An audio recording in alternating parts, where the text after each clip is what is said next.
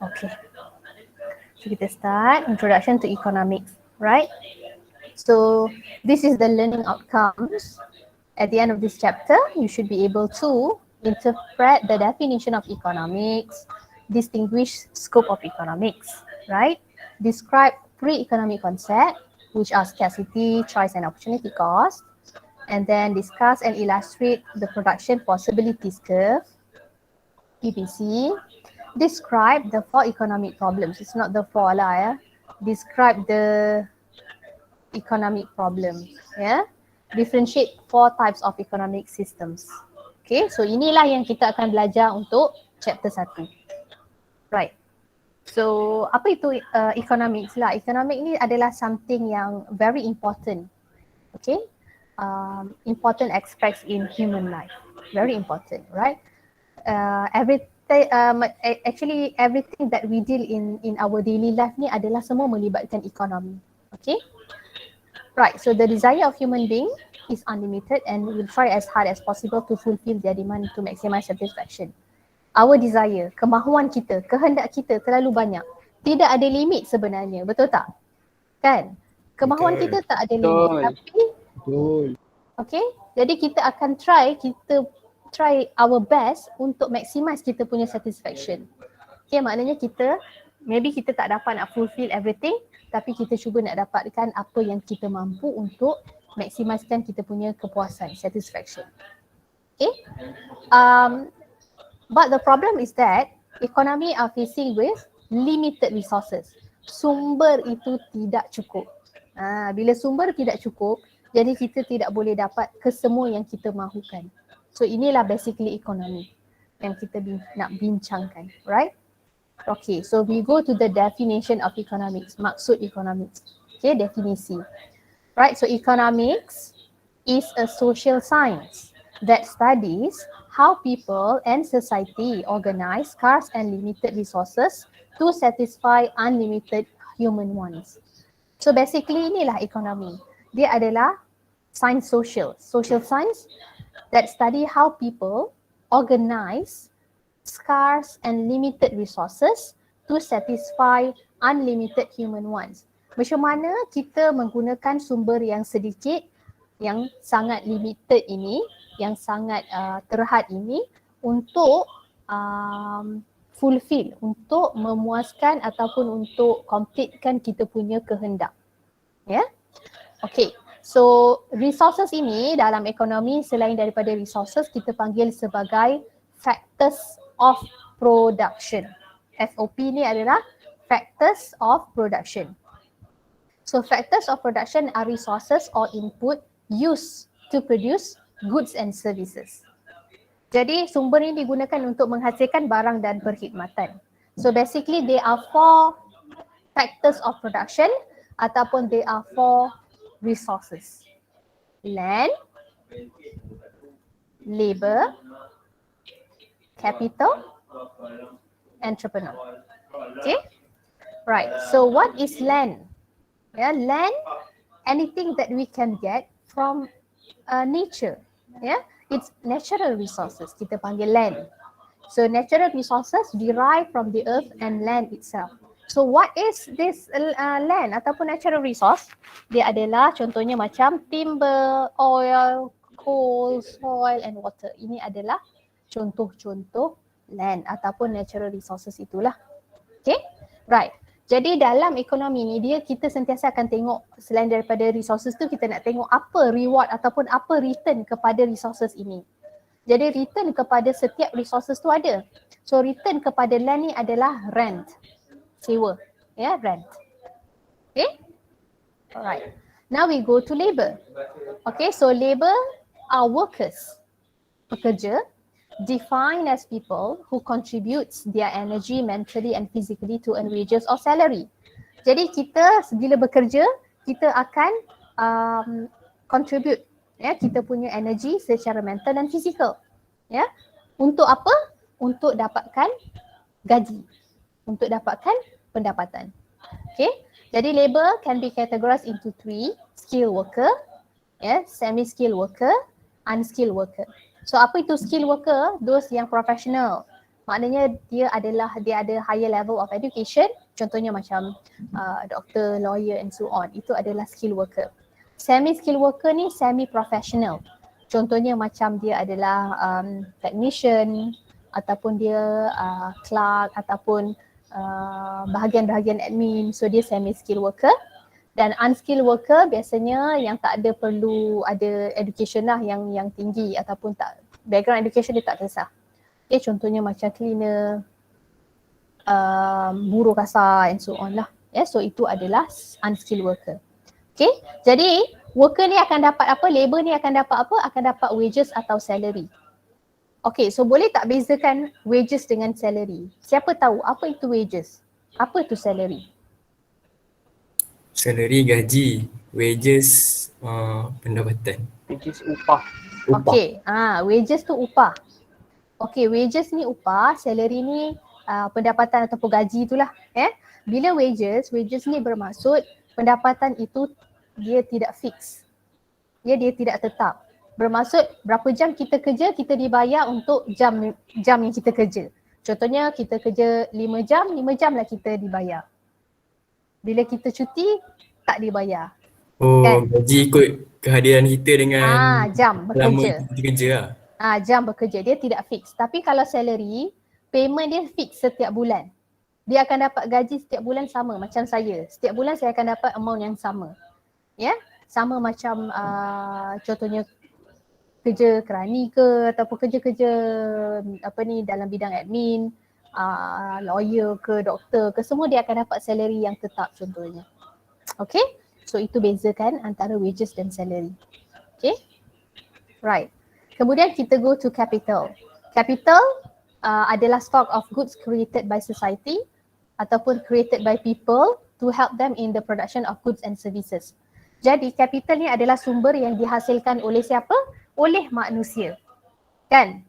It is man-made good used to produce other goods and services. Okay, tadi land. Land ni siapa cipta? Allah. Tuhan. And then labor ni manusia Allah yang ciptakan. Tapi capital ni adalah ciptaan manusia. Yes, of course idea given by Allah lah. Betul tak? Okay. Jadi kenapa perlukan capital ni? Sebab capital ni dia akan membantu production process. Takkan kita nak guna labor 100%. Macam mana nak proses tu jadi laju? Jadi kita perlukan mesin, betul tak? Kita perlukan equipment. Jadi capital ni adalah mesin, tools, equipment yang akan membantu kita untuk mempercepatkan lagi proses production. Okay? Jadi apakah return to capital? Interest. Interest. Dan yang terakhir sekali entrepreneur. Entrepreneur ni siapa? Entrepreneur ni adalah usahawan. So refers to a person who has the ability of planning, organizing, directing and controlling. Okay? Entrepreneur is a person who organizes the other factors of production to produce goods and services. Okay, jadi usahawan ni dia punya tugas ataupun dia adalah a person yang akan gunakan other factors of production atau resources tadi. Land, labor, capital, dia gunakan ketiga-tiga ni untuk menghasilkan satu barang dan ataupun satu perkhidmatan. Kan contohnya kosmetik lah kan. Kita kan ada banyak sangat kosmetik produk ataupun entrepreneur kan. Jadi dia nak hasilkan satu barang makanan kesihatan atau produk kosmetik, dia perlukan natural resources, betul tak? Herba ke apa ke kan dia perlukan. And then dia perlukan labor lah, perlulah pekerja untuk jual barang dia, untuk proses barang dia. Dan dia juga memerlukan capital, dia perlukan mesin, dia perlukan kilang. Jadi dia perlukan untuk produce apa? Barang kosmetik, barang kesihatan contohnya, ataupun baju ataupun apa-apa sahaja. Itu adalah konsep dia. Alright? Jadi apa difference labor dengan entrepreneur? Labor ni, entrepreneur ni dia ada satu keistimewaan di mana kalau dia risk taker. Dia ni the person who is able to take a risk, jadi dia boleh jadi usahawan. Risk apa? Risk of making profit atau risk of getting losses. Sama ada dia akan dapat profit atau dia akan kerugian. Jadi itu risiko. Jadi kalau kita tak sanggup ambil risiko, macam saya kan tak sanggup nak ambil risiko nak jadi businesswoman, jadi saya bekerja, makan gaji je lah, labor. So saya akan dapat gaji setiap bulan amount yang sama. Tak adalah dapat profit ke apa. Faham tak? Jadi itu perbezaan. Kalau kita risk taker dan kita jadi entrepreneur lah. Kalau kita ni risk averse, ya, meaning kita adalah labor sahaja. Okay? Right. So what is the return to entrepreneur? Jadi kenapa kita nak jadi usahawan? Kenapa ramai sangat suka jadi usahawan? Because of profit. Profit is the return to entrepreneur. Right? Boleh faham? So kita ada 4 factors of production: land, labor, capital, entrepreneur. Right? So factors of production ini yang kita belajar ni adalah limited and society will try to use them efficiently to produce goods and services which later satisfy their unlimited wants. Okay? So ini adalah apa yang kita sebut sebagai ekonomi. Right? Okay. Jadi kita dah tengok kepada resources, factors of production. Now kita nak tengok kepada unlimited wants ataupun output. Jadi kita ada dua lah, kita ada goods dan services. Apa itu goods? Tangible. You can see, you can touch. Contohnya macam buku, kereta, komputer, semua benda you boleh lihat, boleh dapat. Boleh beli, boleh bawa balik. Tapi kalau services ni non-tangible. Macam transportation, education, awak hanya boleh gunakan dia punya servis ataupun hanya boleh dapatkan benefit daripada barang tersebut, daripada servis tersebut. Macam education, awak belajar sekarang ni education, jadi awak tak boleh lah bawa balik education tu, tapi awak boleh dapat benefit of education. Itu adalah unlimited wants, right? Okay? So far okay? Okay. Alright. So now we move to the scope of economics. Okay? Jadi macam saya kata tadi, kita hanya akan belajar micro saja, betul tak? Ya, kita belajar micro saja. Jadi actually ekonomi ni dia bukan satu, dia ada dua cabang. Dia ada microeconomics, dia ada macroeconomics. Okay? So kita nak kena tahu dan differentiate both lah. Right? So what is microeconomics? Analyzes specific economic units in detail. Look at the individual unit. Maknanya di sini kita nak analyse ekonomi tu dalam micro level. Micro bermaksud kecil. Kecil tu bermaksud spesifik. Setiap unit, individual unit. Jadi kita menilai atau menganalisa ekonomi secara detail, secara spesifik. Individual unit. Okay? Contohnya saya bagi satu example. Contohnya kita lihat ada hutan di depan kita, hutan, jungle, hutan. Jadi bila kita tengok hutan tu, kita masuk di dalam hutan tu, kita tengok setiap kehidupan dalam hutan tu ada haiwan, kita tengok pokok-pokok, kita tengok daun-daun. Bila kita analyse setiap kehidupan dalam hutan tersebut, setiap pokok, setiap daun di dalam hutan tersebut, itu adalah microeconomics. Nampak tak? Detail, specific unit. Kita tak tengok hutan tu secara the tree, kita kata the forest is green, tak. Kita pergi dan analyse satu-satu. So itu adalah microeconomics. Ya, contoh kalau dalam ekonomi kita kata production of apa? Production of cloth. Ya, maknanya kita go specific. Production untuk baju, pakaian. Production of apa? Kereta. Kereta pun spesifik. Honda Civic contohnya. Harga pun sama. Harga of vegetables. Harga vegetables tu pun kita go specific. Chili, harga fruits, harga banana, harga macam-macam lah. Ya. So itu adalah price of vegetables, kita go very specific. Price of medication, ubat-ubatan. So itu adalah kita kata sebagai microeconomics. Okay.